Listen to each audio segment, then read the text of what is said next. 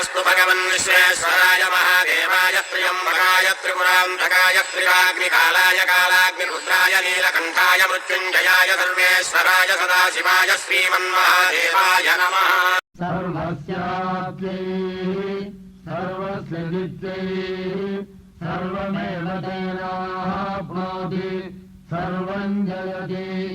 श्रीर्वर्गस्वमायुष्यमारोग्यमादीधाच्चोभमानं महीयते धान्यं धनं पशुं बहुपुत्रलाभं सततं वत्सरं दीर्घमायुः।